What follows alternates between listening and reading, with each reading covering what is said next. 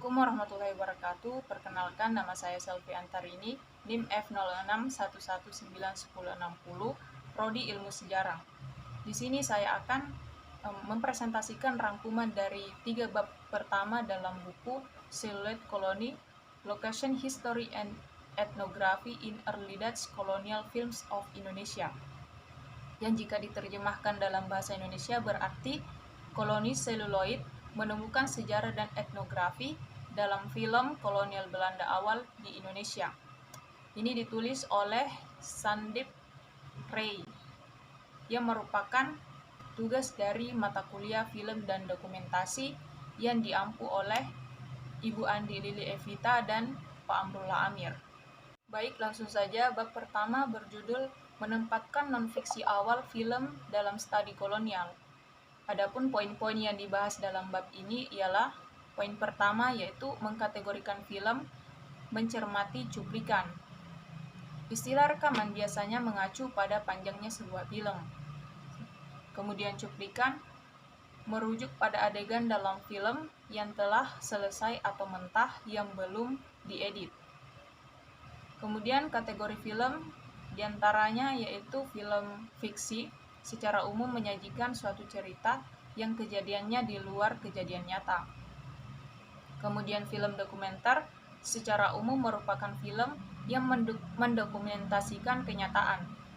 Dan yang terakhir yaitu film propaganda, berasal dari tengah evolusi dan aktualitas untuk dokumenter dan termasuk dalam film non-fiksi. Kemudian poin yang kedua yaitu fiksi sejarah. Dalam fiksi sejarah, ini dapat menggambarkan momen-momen atau peristiwa dalam sejarah yang memberikan informasi di dalamnya.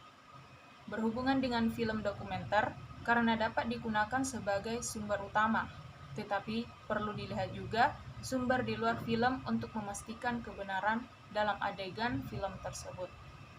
Kemudian poin yang ketiga yaitu film non-fiksi sebagai sumber sejarah. Cuplikan berita biasanya difilmkan secara langsung untuk menangkap siaran saat ini.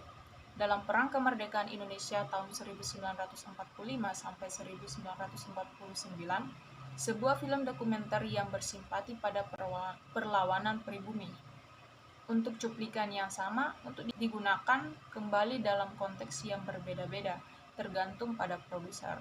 Kemudian poin yang keempat yaitu dokumenter dan film propaganda genre bersaudara. Dalam cuplikan film propaganda bisa menjadi sumber utama yang valid karena seringkali menangkap peristiwa yang sebenarnya sebelum narasi dan pengeditan atau perlakuan kreatif mendistorsinya atau memutarbalikkan suatu fakta. Dokumenter sendiri tidak memiliki penemu nyata karena tumbuh dari kebutuhan untuk menciptakan narasi yang meyakinkan yang dihiasi dengan efek dramatis.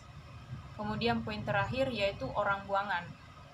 Isidore Arras Osce yang merekam pada 1920-an sangat terampil dan memiliki kualitas rekaman yang mungkin setara dengan yang terbaik di dunia dokumenter terkenal. Cara inovatif Pastor Simon Buis dalam merekam lokasi dan memilih pemeran dari penduduk desa setempat di Flores mengingatkan kita pada Robert Flaherty dan bahkan Jane Roach dari beberapa dekade kemudian. Terlepas dari inovasi mereka, para pionir ini adalah orang buangan dari sejarah kolektif non-fiksi film. Koleksi digital yang tersedia bagi kita sekarang akan melayani tidak hanya sejarawan dan bekas jajahan, tetapi juga setiap sarjana perfilman yang tertarik pada evolusi bentuk non-fiksi. Kemudian bab 2 berjudul ketidakjelasan dan rehabilitasi koleksi film propaganda Hindia Belanda.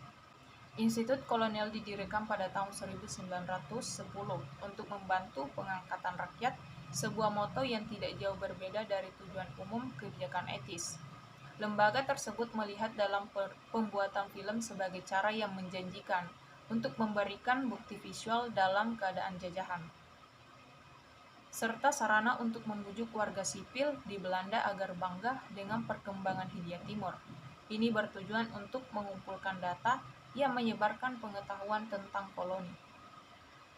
Institut ini didirikan oleh J.T. Kramer seorang mantan menteri kolonial dan direktur perusahaan perdagangan Belanda.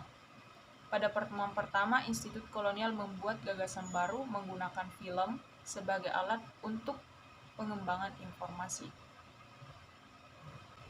Adapun contoh majalah yang didedikasikan untuk seni dan film, yaitu yang pertama, Geschiedenis Bild dan Geluid.